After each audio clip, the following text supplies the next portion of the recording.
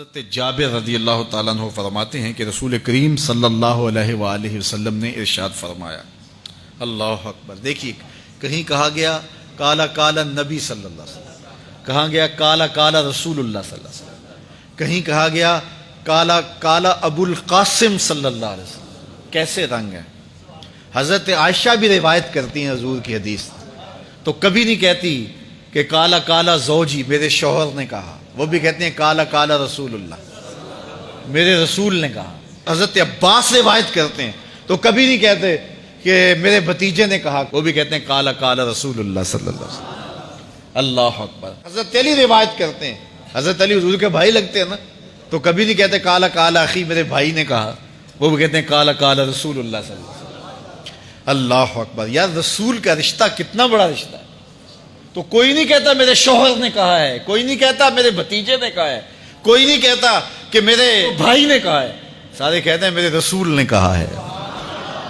تو یار یہ کتنا بڑا رشتہ ہے، کتنا عظیم رشتہ ہے، تو اس رشتے کے ساتھ فخر ہوتا ہے، ناز ہوتا ہے۔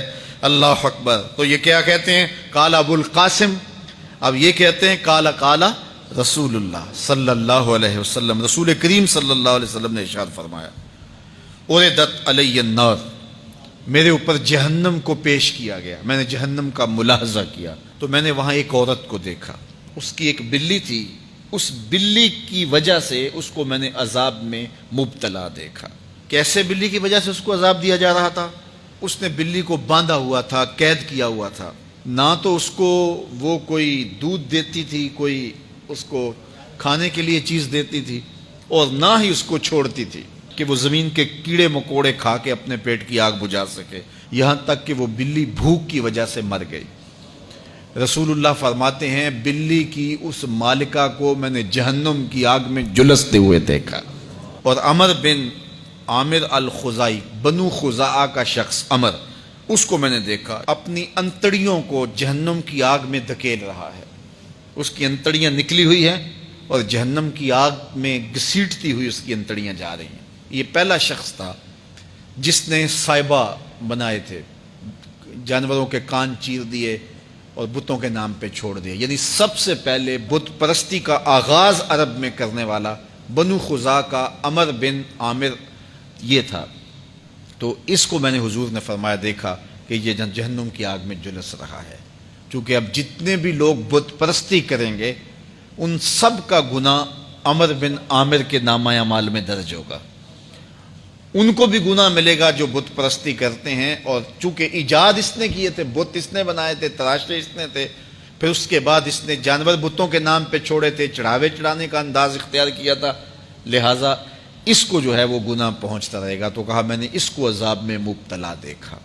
تو اگر خیر کی بنیاد رکھو گے نیکیاں ملتی رہیں گی، کھاتے کبھی بھی کلوز نہیں ہوں گے، اور اگر برائی کی بنیاد رکھو گے قیامت تک اس برائی پر جو عمل کرتے رہیں گے اس کا گناہ بھی کھاتے میں پڑتا رہے گا۔ اللہ اکبر۔ تو ہمیں اچھائی کی طرح ڈالنی چاہیے، نیکی کی طرح ڈالنی چاہیے۔ آقا کریم علیہ السلام نے ایک موقع پر فنڈ مانگا تو ایک شخص نے اٹھ کر کے پیش کیا، تو جب اس نے پیش کیا تو اس کے دیکھا دیکھی دوسرے بھی کھڑے ہو گئے، دوسرے بھی پیش کرنے لگے۔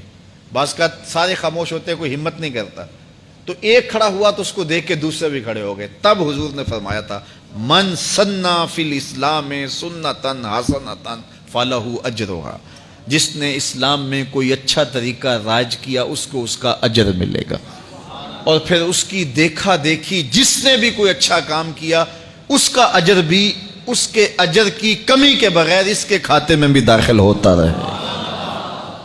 اس لیے نیک، اور میں کئی لوگوں کو جانتا ہوں کہ جو جمعۃ المبارک کے اجتماع میں، پیر کے اجتماع میں لوگوں کو لے کے آتے رہے، کسی وجہ سے وہ خود نہیں آتے لیکن جن کو لے کے آتے رہے وہ اب بھی آ رہے ہیں، تو وہ اگرچہ نہیں آ رہے اور کچھ فوت بھی ہو گئے ہیں، تو جو جن کو لے کر آئے ان کے کھاتے کا ثواب ان کے نامہ اعمال کے کھاتے میں بھی درج ہوتا رہے گا۔ تو اس لیے اچھائی کی طرح ڈالو، نیکی کی طرح ڈالو، اچھائی کی طرف